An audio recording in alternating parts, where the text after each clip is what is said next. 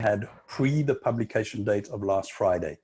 So there may be some minor changes to the book as it was published on Friday. I've not had time to go and compare everything and see what they've changed. But so you've got a fairly up to date, but there may be some minor, changes to spellings or some concepts that not going to affect anything that's in this presentation anyway.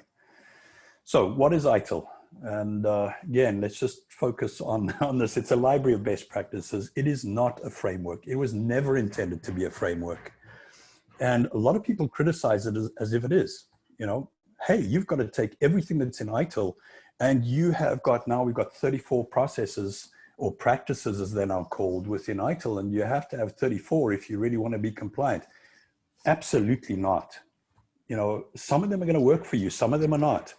Some of them will work the way that they're prescribed. Some of them won't. They're really just inputs to the way you do things. And we've really got to bear that in mind. So when people say, oh, Devops is now part of ITIL, no, it really isn't. Neither is ITIL part of Devops. It's kind of, ITIL refers to Devops because Devops is emerging and has emerged as a collective set of best practices. Now, I will say that a lot of those best practices used in DevOps are not and do not resemble anything like the manuals that you'll find in DevOps. They've been adapted, they've been changed. And so you'll see a lot of variations on DevOps as you read through ITIL as well. Because what we do in ITIL, when we go out and we include something in ITIL, is we look at what the industry is doing, not what the frameworks are, or not what the frameworks are saying. So it is true that some frameworks have been built on ITIL. COBIT, for example, leveraged COBIT heavily in the early days. The British Standards Institute, as well as the International Standards Organization, both used ITIL to create standards. And by all means, those are standards, they are frameworks, but ITIL isn't. Okay, so let's please always just remember, ITIL does not tell you to do something. ITIL gives you input to a discussion. It has some answers that other people have, to questions that other people have asked, and it shows the way they've answered them.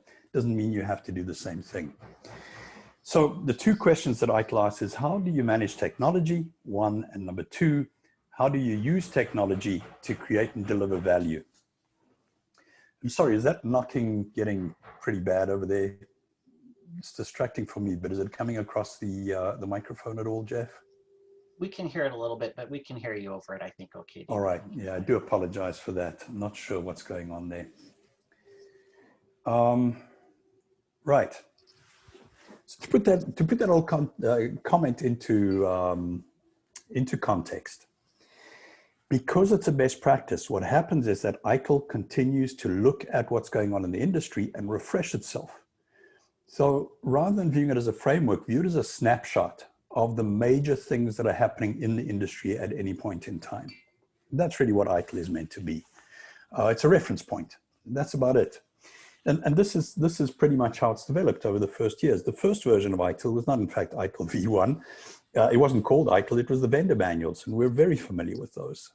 There was no ITIL in the days, in the 60s, 70s, and 80s when the first commercial uses of IT started getting off the ground. It just wasn't anything. And we tended to rely on vendor manuals. And those were primarily provided by IBM or ICL or Hitachi, whoever was manufacturing that equipment back at the time. And so they would tell you how to run those machines. So if somebody developed an application, they created a manual on how to manage that application. And so that was the very first version of a formal approach to managing IT through the industry. And the main question there was, how does IT manage devices and applications? That was our main job. That's what we did. Of course, those devices were huge. They were mainframes. They were central to the business and so on. But essentially, that's what we were asking. Now, of course, that's very loose because the more you start putting devices and applications into your environment, the more difficult and complex it becomes to manage. And so Central Computer and Telecommunications Agency of the UK put it all together in a manual, which they called ITIL, the IT Infrastructure Library. The question about that was, okay, given that you've got all these vendor manuals, how do you pull them all together and manage IT operations? And it was very specifically IT operations. It had nothing to do with dev, because dev was managed by things like SSADM or prompt or something else. There were all kinds of dev methodologies. So we weren't interested in the dev methodologies. They were kind of under control. But what was not in control at the time was ops. So ITIL was written for ops people, and that's where it was. How does IT manage IT operations?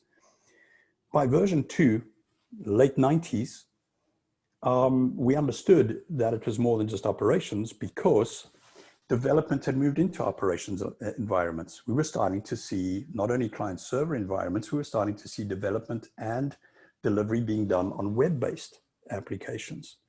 So we had to look not only at dev and ops. We didn't have DevOps back then, but we understood we needed to start bringing the two worlds together. It was done primarily through interfaces.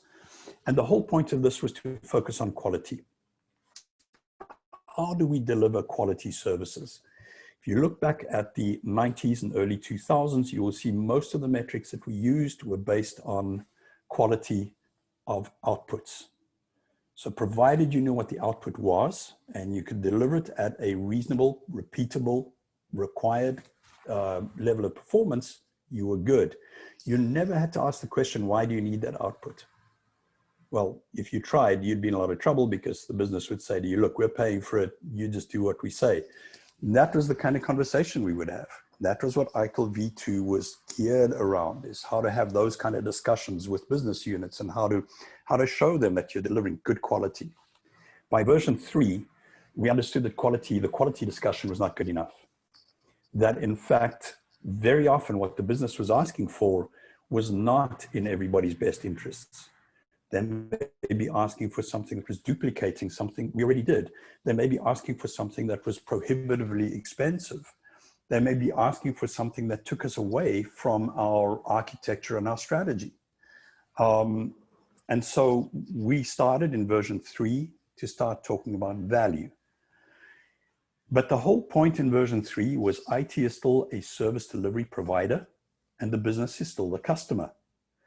And we tried to get away from it. If you look at the strategy book in version 3, the 2011 edition, we focused a lot of attention on how to define and articulate value by measuring outcomes rather than outputs. So if you understand what the business is trying to do, translate that back into what are we going to deliver to them that will help them achieve those outcomes. In other words, what's the value that we deliver? And then in the back office, go and figure out how we do it. So it was about understanding that what we at that stage called the value chain. Of course, we now talk about value streams as frameworks start to merge and so on. But nonetheless, that was the aim, focus on delivering value. Well, this became an issue, not only because different frameworks started converging, and so you start to see Lean coming in, you start to see DevOps emerging as a major influence on teams and organizations, and all of these things start to come together and the language starts changing. So instead of having service owners, you have product owners and product managers. Instead of having value chains, you have value streams. They have different meanings depending on where you come from, right? Value stream in Lean terms is one thing. Talk about value streams in a more service-based industry, it can mean something subtly different. So, but the thing that's in common with all of them is that a value stream does not exist within IT, and then it feeds into a value stream that is different for a business unit. The value stream now crosses both. And I'm saying both as if there's only two. It very often covers multiple components of the business. But the whole point of value within ITIL version 4 is there is one stream of value that is in common for the entire enterprise for a particular product or service, or a particular value. Let's not call it delivery, because that implies that someone delivers value to somebody else. We're not, we're building value and we're recognizing and realizing value. But it is one stream of value common to both IT and the business. There's not two value streams. We had to create a version of ITIL that recognized that change within the industry. And that's really where we are with version 4. So again, not a replacement to DevOps, not a way of merging ITIL and DevOps, just a way of recognizing that DevOps has had a major influence on the way in which organizations manage both emerging technology as well as their legacy environments. So that's where we stand. You look at the left-hand side of this diagram, what you see is that ITIL has really, in the early days, was about managing technology. By the late 2010s, we started becoming better at providing services. And I know there's a lot of contention about this because people will say, well, we're a lot more mature than that. We weren't just a service provider. I disagree. If that were the case, our ServiceNow implementations would have been finished 10 years ago.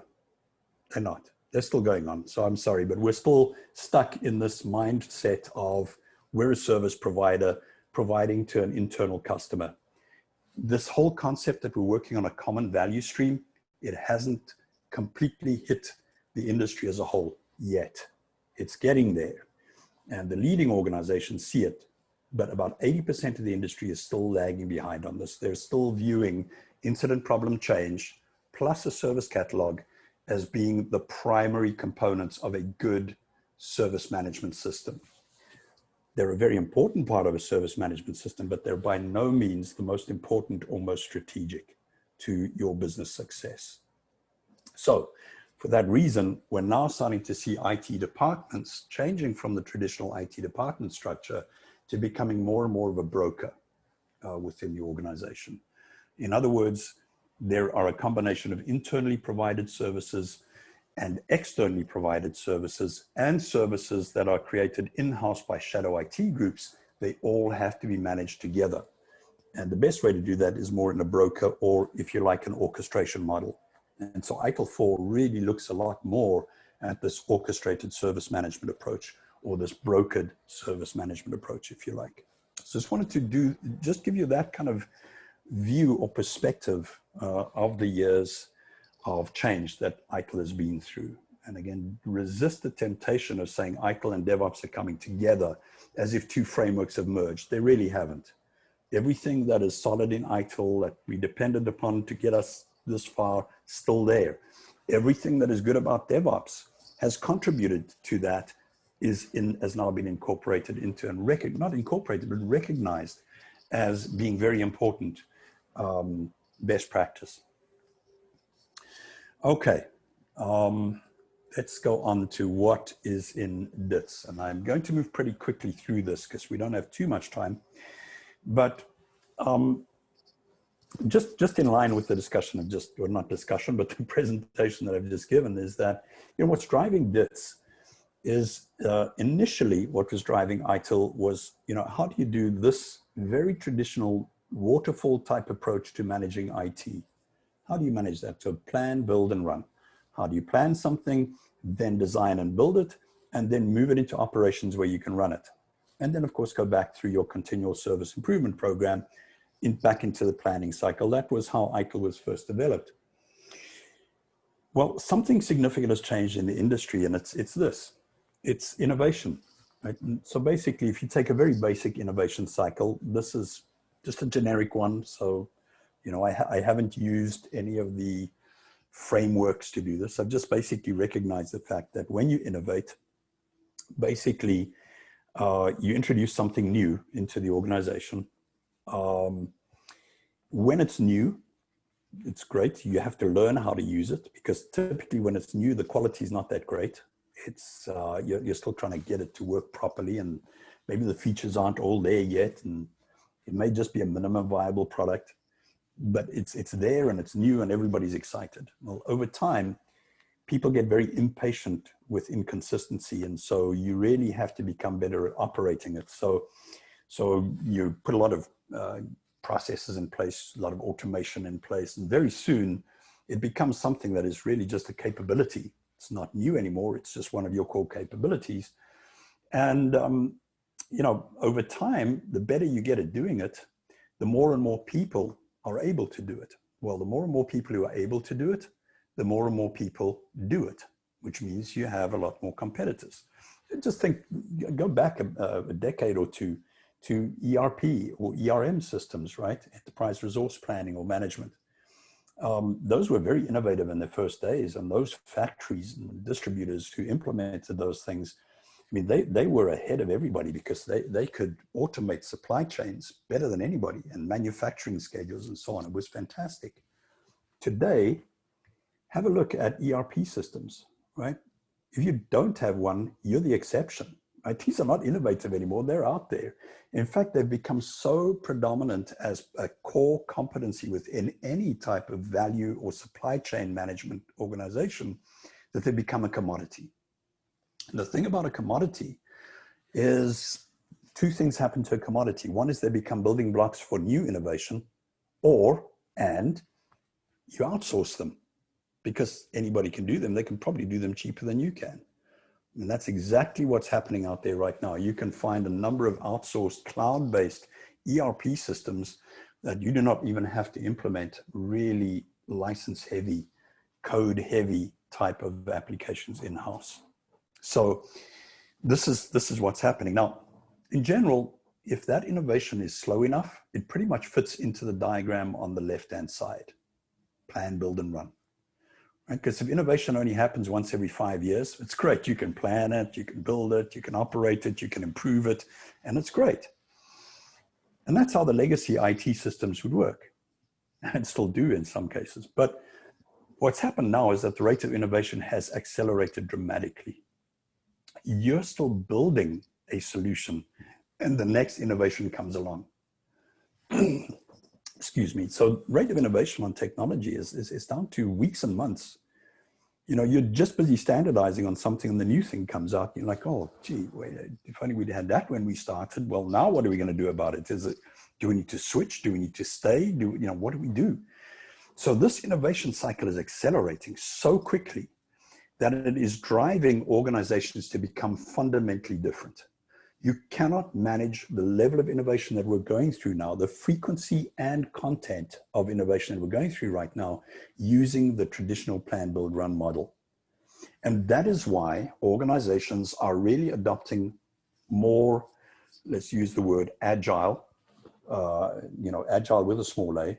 In other words, methodologies, processes, structures, organization structures, etc., that are a lot faster. Organizations have flattened out, so decisions can be made where they need to be made and don't have to be shot up the chain too much, or moved up the chain. They don't necessarily get shot up that quickly. So the chains have been, organizations have been flattened. Multifunctional teams have emerged that work on the value rather than on the technology.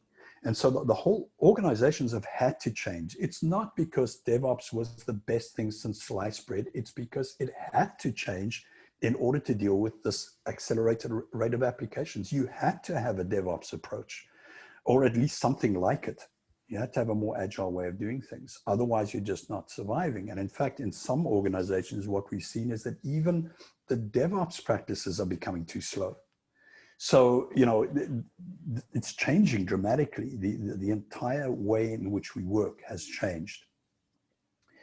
I would forecast, based on this principle, this is purely my hypothesis, is that when the rate of innovation slows down again, if it does, you will see us returning more from a more agile approach back towards something that's in between agile and what you see on the left, the plan, build, run type approach. Because that's just how it is. So I don't say that organizations are going to return to the way things used to be done. That's never going to happen. But I think we tend to gear ourselves towards the frequency and content of innovation. So the more frequent and the higher the content of innovation is, the more our organizations will tend towards those agility type or agile type structures and working practices. And they look like this. Now, in fact, this is great. You can see we've got the plan over there. It's a narrow structure. It tends to go right down into the build cycle, but you'll see that the build cycle is not just build and then run. It's an integrated build run.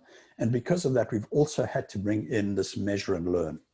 So it's not a simple plan, do, check, act. I mean, at its core level, it is a plan, do, check, act. It's a Deming cycle, but it has evolved to include a couple more steps. Why? Well, because those steps happen so quickly, it's not as easy just to plan, then check, then do, then act. You sometimes have to do some of those things concurrently, right? And so you're kind of moving a lot quicker. And as a result of that, what you may be seeing is impacts of a decision that were not anticipated, coming a lot quicker than you anticipated them. And so you need to be able to respond to those a lot more quickly. In fact, I like to, instead of just measure, I like to break that into two. There's the formal metrics that you have, which you set up when you created the project, but there's also the informal ones. So just observe, just go out there and see what actually happened. Okay, yes, we were on time. Yes, we were within budget. Yes, we managed to roll this thing out to all of these customers.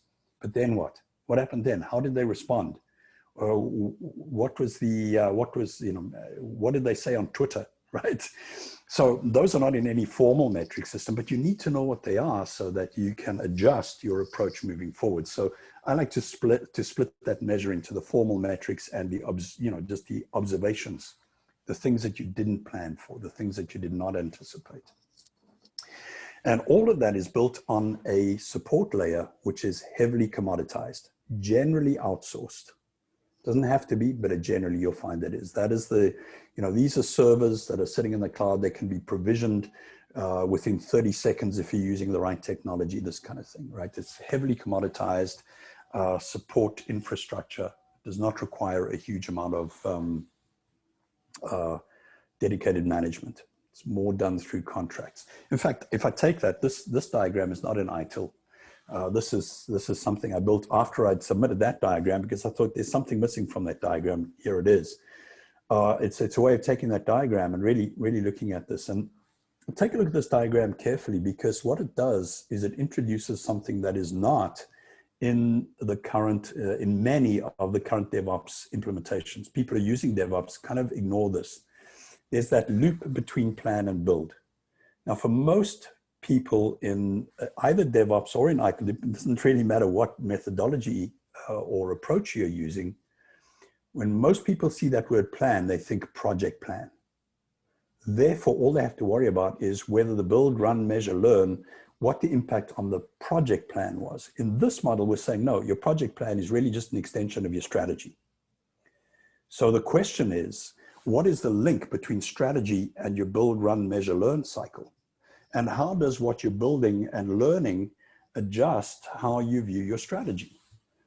And in fact, the DITS book focuses heavily on this, on the fact that you can be 100% to plan and miss your strategy by a mile, because your market is changing, the technology is changing all around you. And if your project team continues going to the project plan without referencing those things, you can end up being way off base. And so very important for us, you need to find a way to link your strategic planning cycle into your project planning cycle, and then through run, measure, learn, etc. That's really a really important thing. I think that's missing in most approaches today. Another arrow that's not there is this run, support, measure, and the SLAs/contracts that have to be in place for that. It's kind of assumed that this happens, but actually many organizations do not view the commoditized support layer as something that has to be included in your agile approach. Because it's commoditized, we really don't have to worry about it. And that's not true. The fact is that what has currently been commoditized may need some additions. It may need to be updated. It may need to go in a different direction than the one that you're using it for today. And if your vendors are not in line with that, they're not going to be able to support you effectively as you go through the build, run, measure, learn cycle. And so I really just added those sets of arrows just to kind of complete that cycle. And you'll see, as I've said, these are the kind of role players that need to be involved. Very different to previous versions of ITIL, where it was primarily aimed at IT operations directors and CIOs. C-suite and executives were nowhere to be seen. They were kind of stakeholders at some high level. Here, they're an integral component of the operation of your organization and your ability as an organization to meet your enterprise objectives. They're not involved in the cycle in some way, more than just an annual overview of the strategy. Then your organization could be in serious trouble, because you can find yourself just going in different directions and, just getting out of your depth. So there you go. Just a little bit of an ITIL update for you. You're the first to see this. So, you know, and that's another thing about ITIL, right? It never stops changing. You know, it's a baseline, but baselines are meant to kind of be the platform for the next development, the next discussion. So there you go. You already have the first one. Right. So changing view of strategy itself. So the traditional view is on the left, right? You have a business strategy, and that gets devolved into digital strategy and IT strategy. And by the way, there's a marketing strategy and a, you know, distribution strategy, manufacturing strategy, whatever you want there, and they kind of all work together. Well, in DITS, we've recognized the fact that those boundaries are no longer as firm as they used to be. The world of digital and IT are coming together, and the world of digital and IT together are kind of bleeding into business. Business is bleeding into digital and IT. And so it's not just these little boxes that all talk to each other. It's really common aspects of every strategic plan. They kind of overlap with each other, and you have to manage them in that way, because they all have to evolve together. So if they don't evolve together, you know, again, you have different parts of the organization going in different directions. I think it's fair to say, if you've been through the managing managing professional modules in ITIL, they're really primarily focused on the value, the value chain, the service value chain. Yeah, the thing that's in the middle there.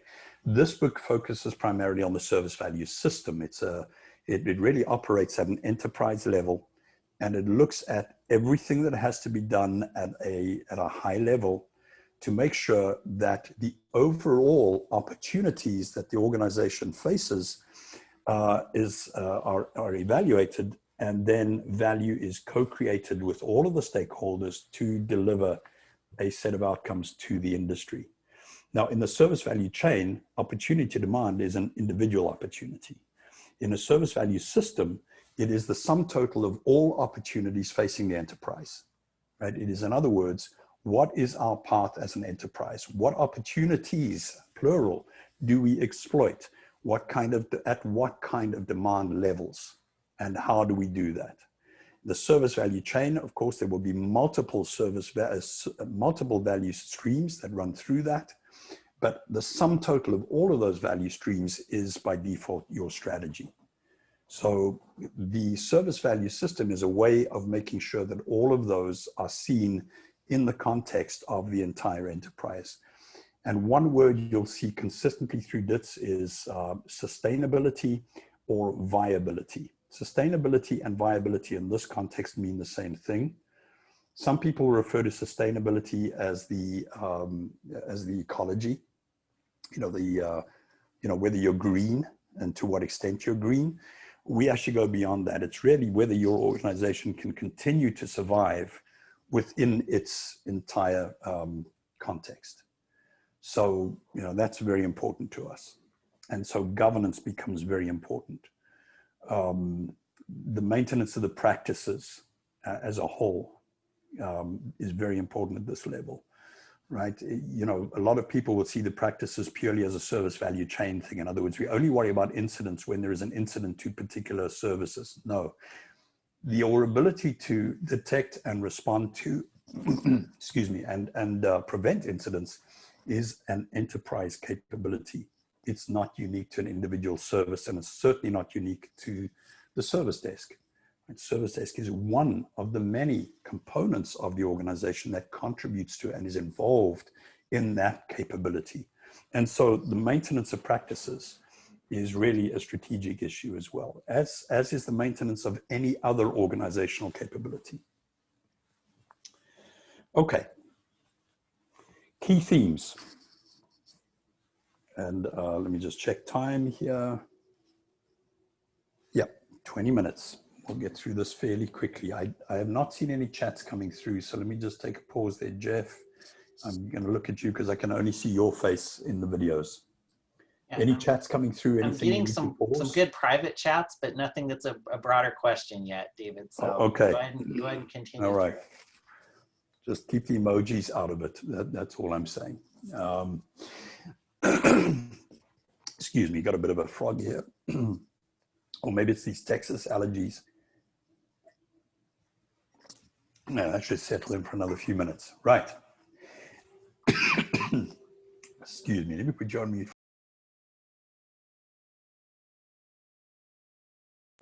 There we go.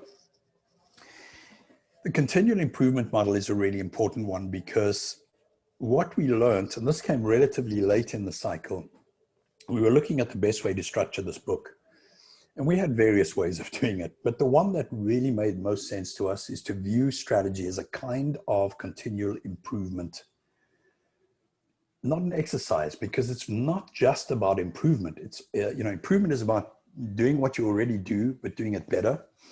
We're also going to use the same model to do new things or different things, or to do the same things in a different way, right? So, but the steps that are in the continual improvement model are the same. So if we go through them, you'll see there, we use the same steps in strategy that we use for continual improvement, but the scope is very different. And the reason for doing it is very different, but the steps are very similar. So as you go through the book, you'll actually see a lot of these steps. They'll be very familiar. The chapters in the second part of the book, I think it's the third part of the book, follow this. And so we call it the strategy journey. And the strategy journey reflects these steps. And in each of these steps, there is, of course, a set of activities that has to happen. So this is how the book is structured. Now, let's have a look. So this is part of the vision section. We recognize here that there are multiple levels of disruption. And whenever you talk about digital, the first thing that happens, people talk about one of two things, rather, transformation or disruption. They talk about those two things. It's as if digital cannot be analyzed on its own without one of those two words being associated with it. The disruption simply means that an innovation has come along that has changed the way your industry works or the way something works. And what we noted is that disruption happens at different levels. You get those organizations that disrupt an entire ecosystem. Example, Amazon, Google, right? They change the way the entire economy works. Think Uber, right? The gig economy, we call it. It's like, it changes everything. It's not just taking one industry or one market segment and changing that. No, it's changing the way the entire thing works. The laws have to be changed. The whole environment changes. It's, and it's hugely disruptive at every single level, right? Now, most organizations don't go there. Some will say, I've come up with this invention that's going to change the way my industry works. And mine may say, for example, I found a way to get ore out of the ground quicker. It's only going to disrupt the mining industry, right? Maybe around the world. Another industry will say, hey, I'm going to disrupt the North American market. Sephora, for example. I'm going to take just that market. I'm not interested at this point in going into Europe or Asia or any of those places. I just want to disrupt the cosmetics market in North America. That's it. You may be in one of those organizations, but 80% of organizations fit into the last category, organization, which means the industry is moving on pretty quickly. And if we don't disrupt the way we do things around here, we're going to lag behind. So we have to disrupt ourselves, right? So I know the pyramid is upside down, that it looks like most people are at the top. No, that just means the extent of the disruption is bigger at the top than at the bottom. But the people involved, there are more at the bottom than at the top. So you may find for every, let's say, 5 players at the top there, you're going to have 50,000 organizations down at the bottom saying, oh, hell, we need to, look at what Amazon's just done. We need to do this. Yeah, that kind of thing. So this book is primarily aimed at people like ourselves who are at this level over here, at the organization level. The second thing we say is that when you talk about strategy, you need to have a really balanced focus. Now, you'll see the marketing people will be all about, oh, our strategy is all about looking at what markets are out there and how we get a hold of them and what customers are there and what they're looking for. If you look at the IT person will say, well, we need to look at our operations and how we can get more cost effective at that. Totally inwardly focused, right? But the enterprise strategy has to combine all of those approaches. It has to contain some elements about looking outward into what other people are doing and what opportunities exist in the market. But it also has to look internally at what we are doing and the way that we do it. We have to look at the market, but we also have to look at how we can get more efficient and perform better. So operational excellence. So every strategy has to be a combination of all of these different check marks in all of these different windows, right? We don't do that. You may find yourself, like many organizations, going out into a market, looking at new opportunities, gearing up for great new product lines in new markets, and then finding that the IT group just cannot keep up with them because they don't have the capability to deliver. Right? Ever been in that position? No comment. I have. Okay. It's not a good place to be. At the same time, you have an IT group that suddenly discovers there's a great way of provisioning all of this and doing it in a new way that's never been done. It's going to save us millions a year. They go out and do a new architecture only to find that really the business didn't need that application after all, and they could have just scrapped it completely, right? So it really needs to be a combined focus and a balanced focus on when you're defining a strategy. By now it should be clear, we're not just talking about IT strategies, right? We're talking about enterprise strategies that make use of IT and broader digital technology. Here's another interest. I know this is a little bit of a confusing thing. I'll break it down. Start at the top, purpose and vision. Notice no mission statements. We did away with those, not because they're not important, but because there are just too many different ways of thinking about mission statements.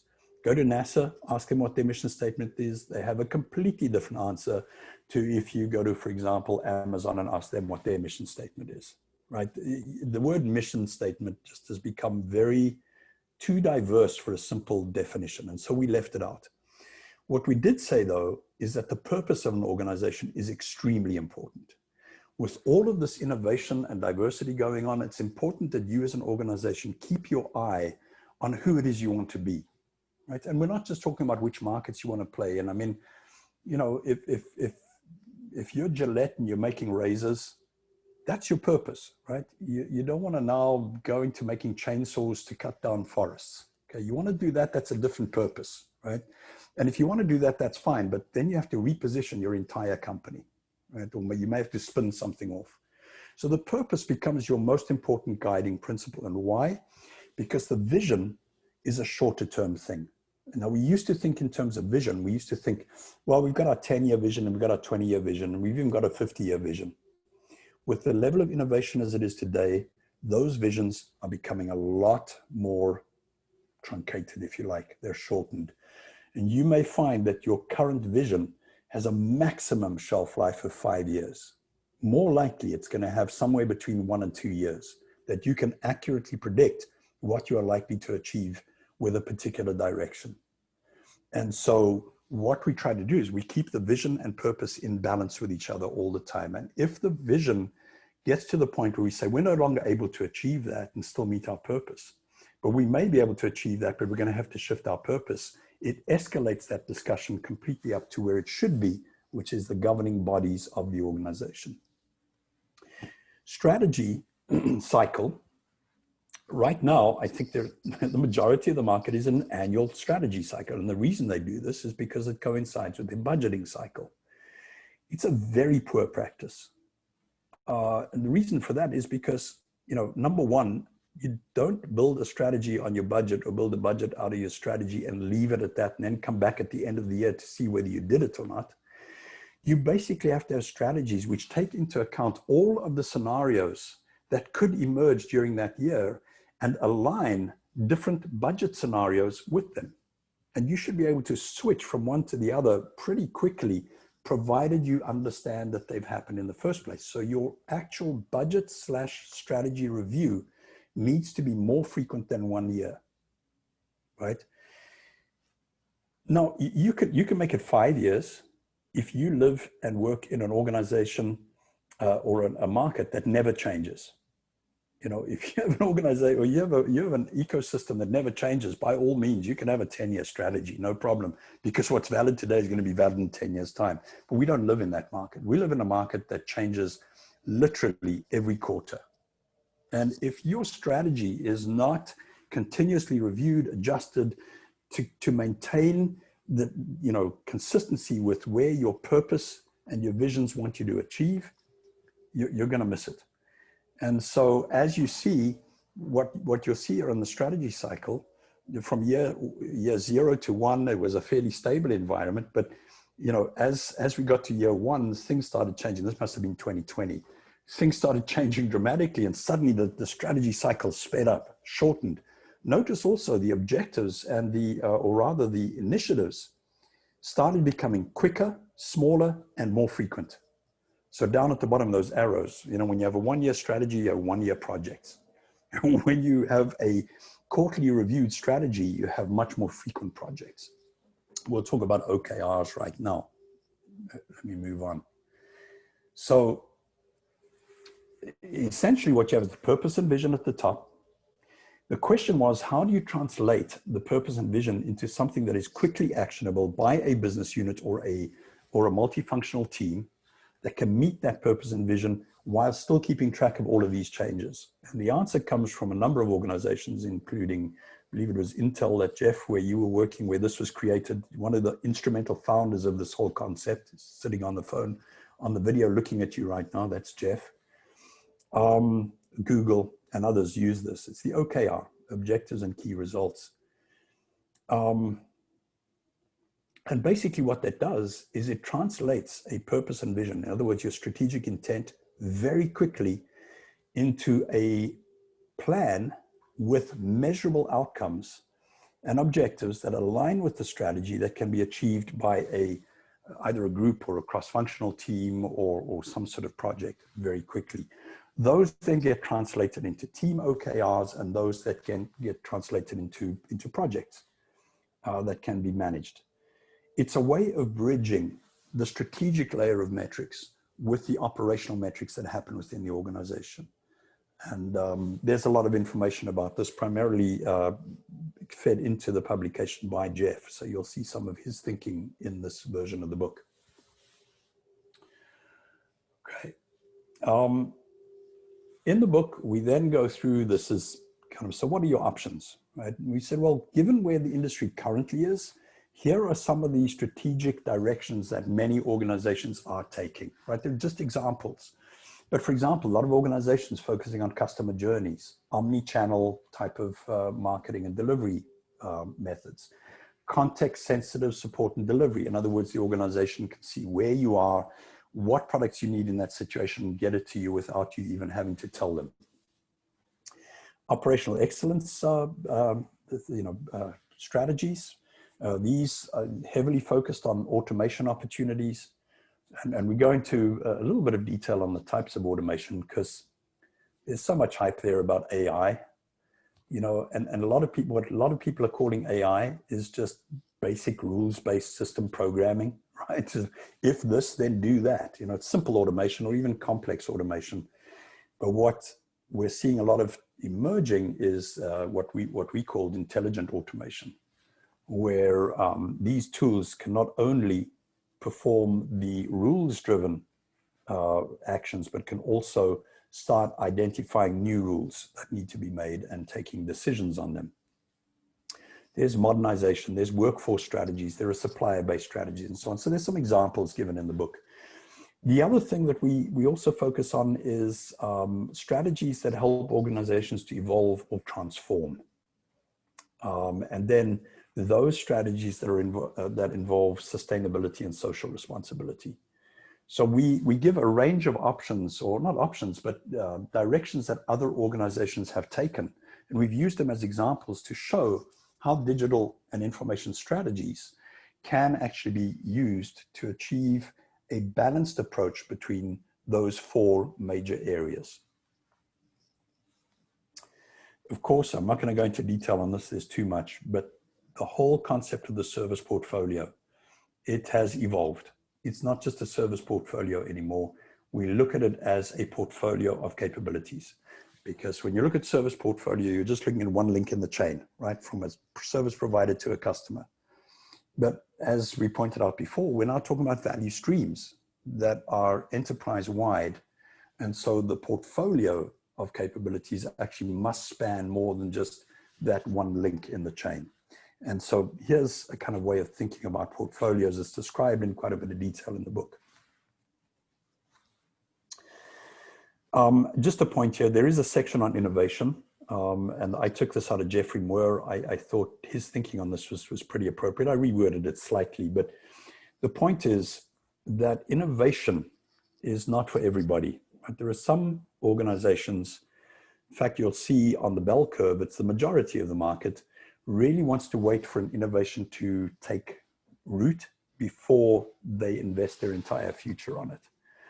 Your balance, your strategy must approach where you are on this curve.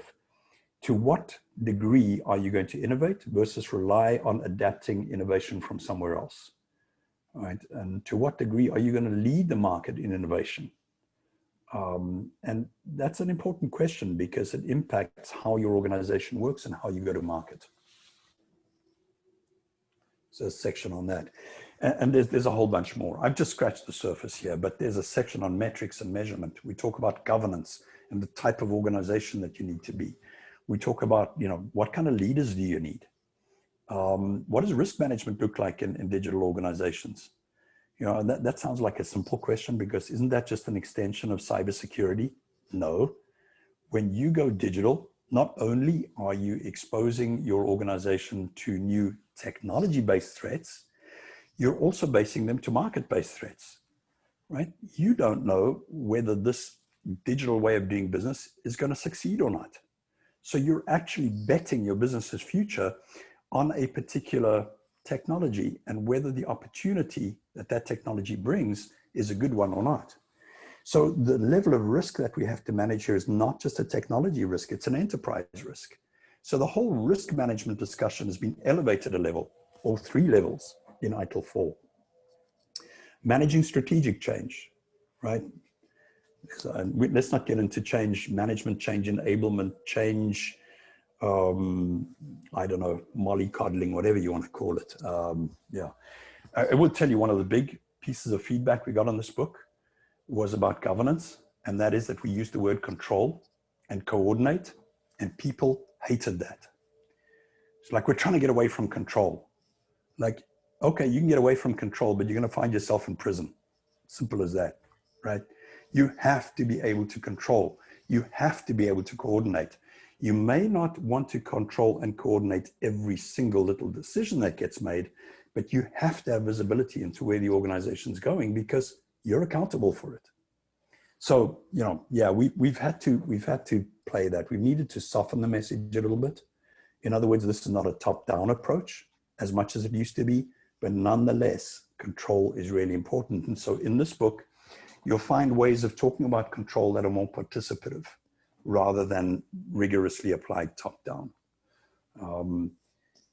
They may sound old-fashioned, but I tell you what, nothing beats a good old-fashioned steering committee or the modern equivalent. Call it what you like, it's still the same thing. Multiple stakeholders from multiple groups getting together to manage the risk of an organization, getting together to make sure that everything is still online and you're still going to survive after the end of this year. Hey, David, if you don't mind me jumping in, yep, we've got about a minute left before the top of the hour. I'm starting to get some chats that people are going to have to jump off here. So just real quick to everyone, if you have to jump off and get to your next meeting, completely understand. Appreciate you being here. We will be having our next meeting on October 20th, so we'll announce more about that. And I will post the slides as well as I started the recording just a little bit late, but I'll get all that out there for everyone to see. And we'll post more information out on our meetup and our LinkedIn group. So if you don't mind, what I'll do real quick is just share, David, the deck that I had before real fast and just go through those announcements real fast. Then we'll have some time if people can stick around to make sure we get to some questions, because there are some private chatted questions I received, as well as a few that made it through to everyone here. So just like I said, real quick announcements. Our next meeting will be Tuesday, October 20th, 2020. 12 p.m. Mountain Time, 2 p.m. Eastern Time. Rianne Bruno, who's online, is going to be our presenter. She's going to be giving a presentation on the IT X factor and why IT is vital to customer and user experience. That should be really good. Again, make sure to connect to us on our Meetup and our Boise ITSM LinkedIn groups if you haven't done that already.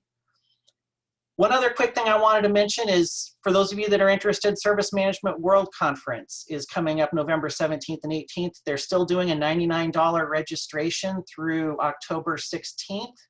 I think there's a few people on this line that are going to be presenting at that. I'm going to be presenting on November 18th in the afternoon, so I'm looking forward to that opportunity.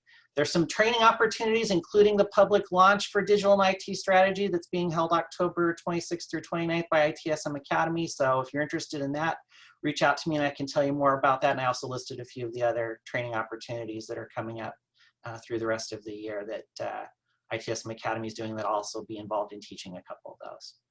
Okay, so that's that. And then I'll go ahead and let's go ahead and, I know, again, if folks have to jump, appreciate you being here. And let's get to some questions. So just for those jumping off, I think if we continue recording this call, get the recording and fast forward through to the end to get the answers to the questions. Yeah, that works. I'm just sorry I spent so much time. I just get so excited about this stuff. So yeah, no, it's great material, and I'm really happy that you could be here, David. I'm getting a lot of private chats from people saying that they really enjoyed it. So good. It's good. Good. Okay, so first question that I had chatted to me was from Ryan, and he was asking about, he says, can you ask about the adoption of an SMO to facilitate a digital and IT strategy? He says, unless you have alignment with business and organizational strategy, there's still going to be an OCM component of resistance with organizational adoption. Do you like to speak to that, David? Absolutely, I'd love to speak to that. And I would say if you don't have one, get one fast.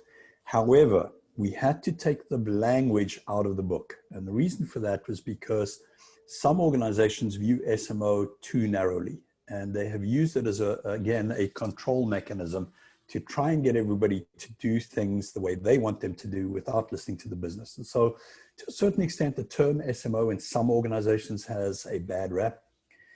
I would say though, you cannot do this without having some sort of centralized governance component. And an SMO is a great way of doing this. You can call it whatever you like, but it's a way of aligning the enterprise strategy to the way in which the individual groups are working. And I go back to ITIL version 3 and the Service Strategy Book 2011 edition.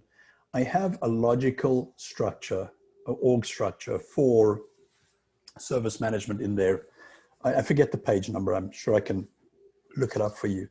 That logical org structure is still valid within the modern thing. So it shows you the mapping between the executive suite, the business relationship management, whatever you want to call that, the service level management teams, the service owners, and the process owners and managers.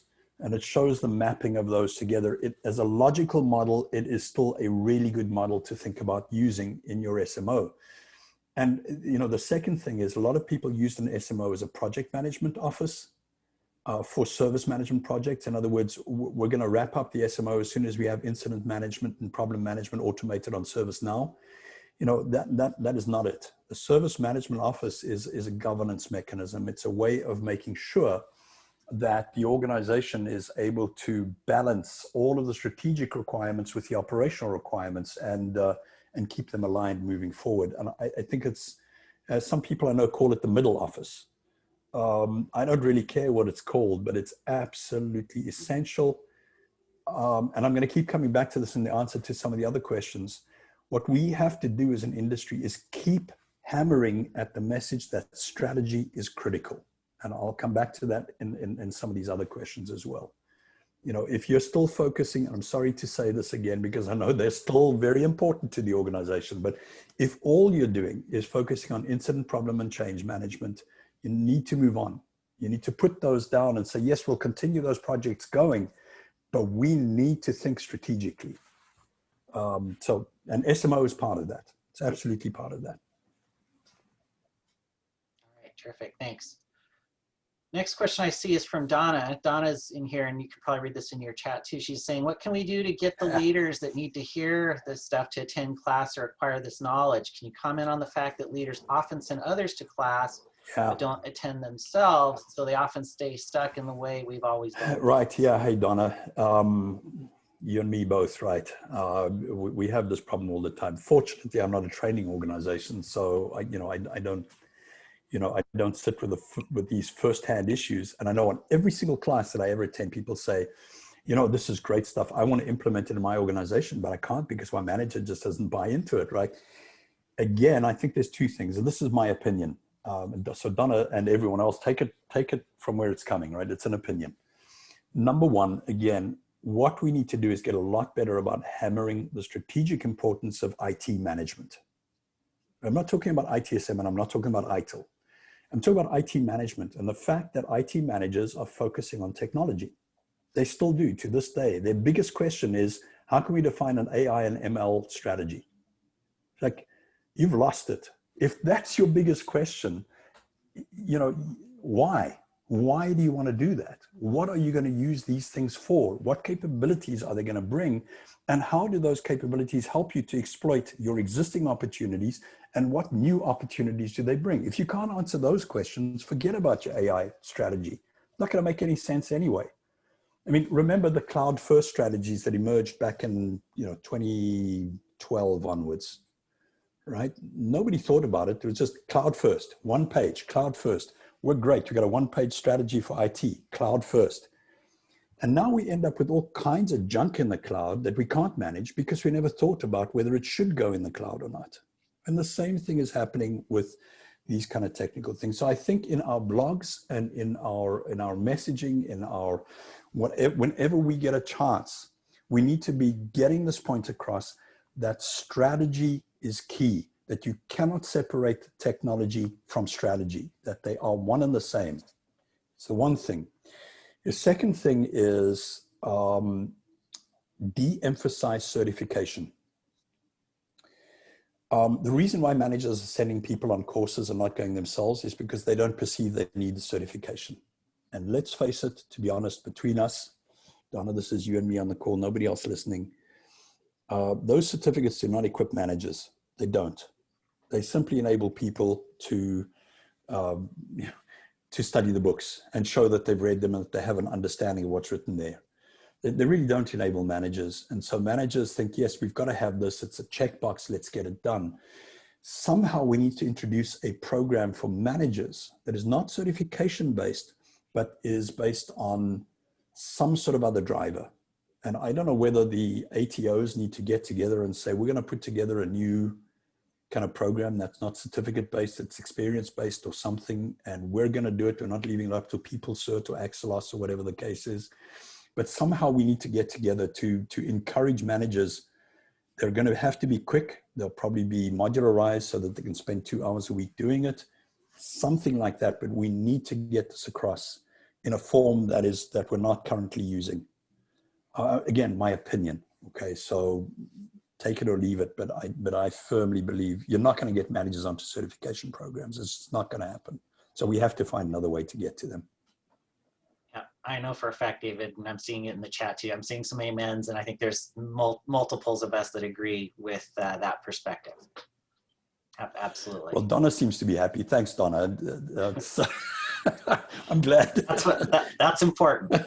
I kind of knew you and I were on the same page. We've had similar discussions, but to be honest, I haven't had an answer to it up until now.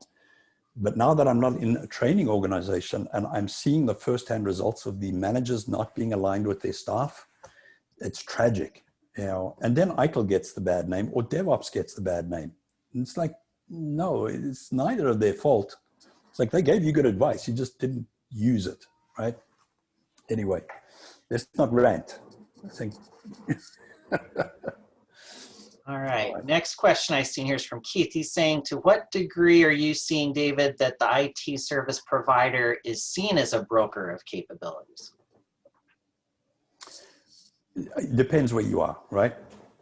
So if you're in an organization that has traditionally, so let's say if you're an organization that's older than 40 years, in fact, even older than 20 years, you're going to find that IT, probably there is a perception about IT that it is not a broker, that it is a service provider and not a very good one, or maybe a very good one, depending on your organization.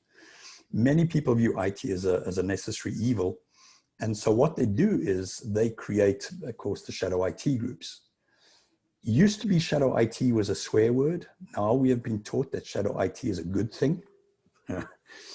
I don't know, right? But what it means is that at the very first step, if you want to become a broker of services, you have to know what the shadow IT groups are doing before you even get into what are your external things, right? So I know, business units have gone for Salesforce.com, for example. And that's happened. It's been going now for 5-10 years within organizations. You're not going to broker that, or else you may be brokering it already because they thought it was easy and it wasn't, and they put it back on your doorstep to manage. In which case, they're not seeing you as a broker. They're seeing you as a service provider that simply uses Salesforce to deliver their CRM or sales automation. Yeah, so even an order taker. Right, right, exactly. So you're kind of an order taker. You're not coordinating. You're not orchestrating anything. But I think the secret to this is really getting to understand what the shadow IT groups are doing first, before you get to all the external cloud-based services and people buying storage on their credit card and stuff like this. It's like, what are the shadow IT groups doing and why are they doing it? And getting to understand that, becoming part of those groups without coming to them with a solution. In other words, don't say, I'm here to see what IT can do for you. So the minute you do that, they're going to shut you down. But it's getting part of those groups and saying, I just want to know what you guys are doing. I want to get a better understanding of what kind of business challenges you're facing, about, where technology is taking you. Just give me that understanding. Let me participate in some of the decisions you're making. Let me give you some perspective on this, if it's helpful, right? But primarily just let me understand what it is you're doing. And I think when you start having those kind of discussions, when you start looking at bringing your capabilities into answering business questions, they start to include you more as a broker of what they're doing. For example, things like, we need to know what this is going to cost over the next 5 years. And that they're going to be using, I don't know, take, for example, Amazon Workplace Services. And because you've dealt with AWS, what the unforeseen costs are. They don't know it because they're going to AWS for the first time. So when they say to you, look, we're trying to forecast our costs for the solution that we're trying to build, how do is there anything we're missing? Tell them what they're missing. Don't tell them, I'm going to take that solution on for you. Tell them what they're missing. Earn their trust, and you'll get more and more. It takes a long time, 5 years. But the conversation doesn't start with asking what you can do for them. It starts by asking them if you can participate in understanding what they're trying to do. Yeah, I like that a lot. Yeah. All right, good.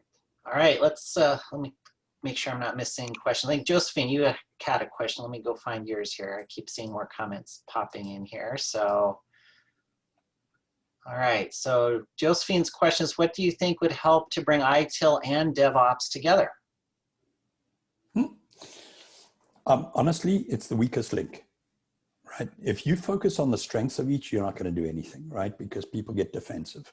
I cannot believe the amount of emotion that I see on social media from people on either sides of the spectrum getting all defensive because someone said, you ITIL guys are a bunch of bureaucratic, and insert word here. And the ITIL guys is saying to the DevOps guys, yeah, you guys just a bunch of developers trying to get control of ops. That's not helpful. It's not going to get us anywhere, right? We got to de-escalate that. And the only way to de-escalate it is to say, look, we're both working towards a common purpose. The common purpose is the success and long-term viability of our organization. There are things that DevOps brings to that discussion which are hugely important. There are things which a more, I don't want to call it ITIL-based because, as I said, it's not a framework, but there are things which are more process-based approach. They're going to help articulate better. You need to figure out how to get those together. They're not going to work the way they used to work in ITIL. Certainly not. the DevOps things aren't going to work the way they work in DevOps, because to be honest, I think DevOps didn't take into account that whole strategic linkage thing adequately. You know, not in the way they're practiced. I know it's in the books, but not in the way that it's practiced. And so somehow we both need to figure out how to take those strengths. Now, I've got a bright talk coming up later this year about how to marry ITIL and DevOps, which is an awful title because I don't think you should be marrying them. I think what you should be doing is creating a set of things that you need to be doing, and then looking at whether ITIL has some input for you, and then looking at whether DevOps has some input for you. And I think what you'll find is that, for example, Scrum meetings are a phenomenal thing to use. Kanban boards, phenomenal things to use. So you got some lean stuff in there. And by the way, if you look at incident management, well, you know, you should be able to differentiate between incidents and problems. Do you have to use the ITIL processes to do that? No, you don't have to at all. You know, you can use whatever methodology you like, but it's very helpful to have kind of a view of those different things. So yeah, let's do incident and problem management. And by the way, really helpful to use Kanban boards if you're doing incident control, and get everybody participating in the right way and know who's doing what. Yeah, it's really cool. You know, it's not DevOps or ITIL, right? It's you using input from, and not only DevOps and ITIL, by the way, there's all kinds of other inputs. Jeff, you and I talked about leancanvas.com, you know, or is it .org? You know, that have got some really cool tools that you can use that don't come from either of those, you know, mainstream approaches. They're kind of a hybrid of both. That's the secret to doing this. You know, you're not going to get a winner if you go for ITIL versus DevOps, or even marrying ITIL and DevOps. It's just not going to happen.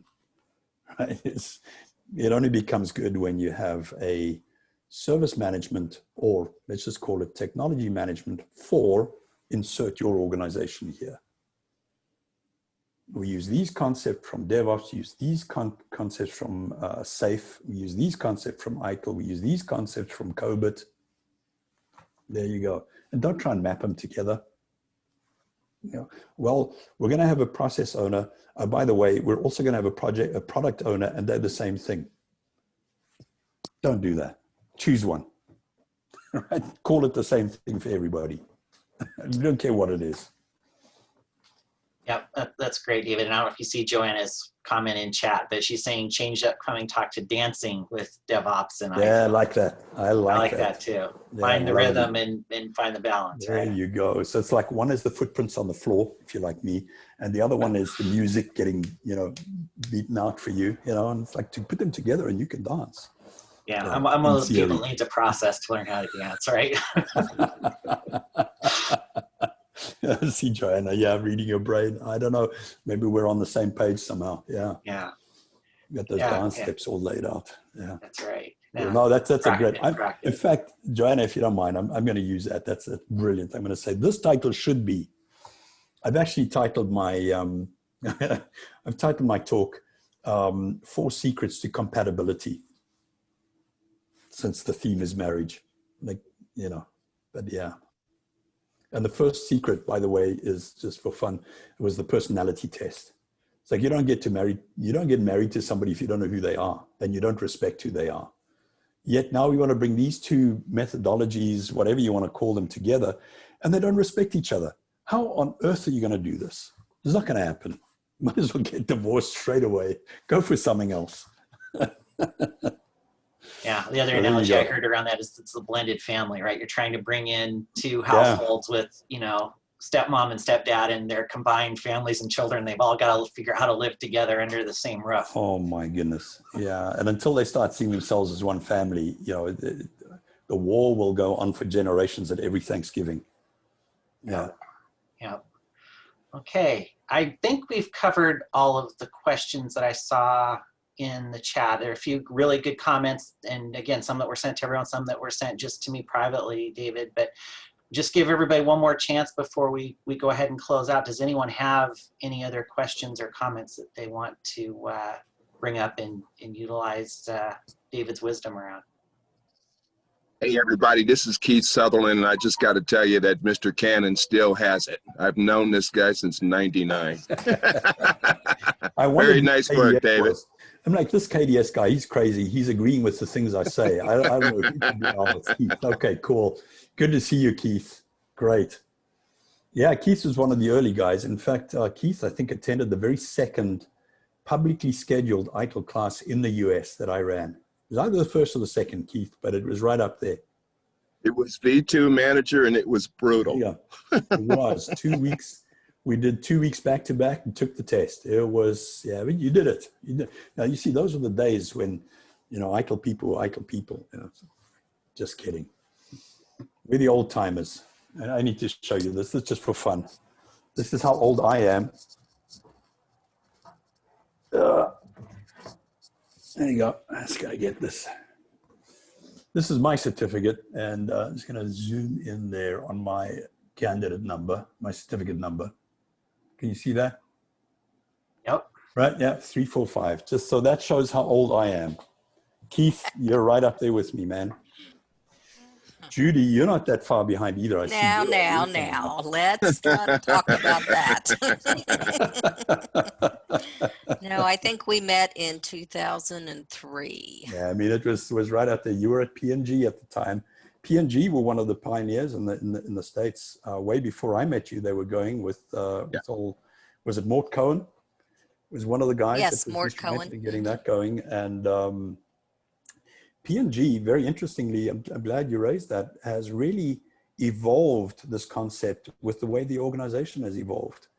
Very interesting to hear, Judy. You should give a presentation to this group about how ITIL and the newer emerging practices have actually, I know you're not there anymore, but I mean, I know you keep in touch with those folk and maybe, you know, showing us, you know, how, because that's an extremely interesting story.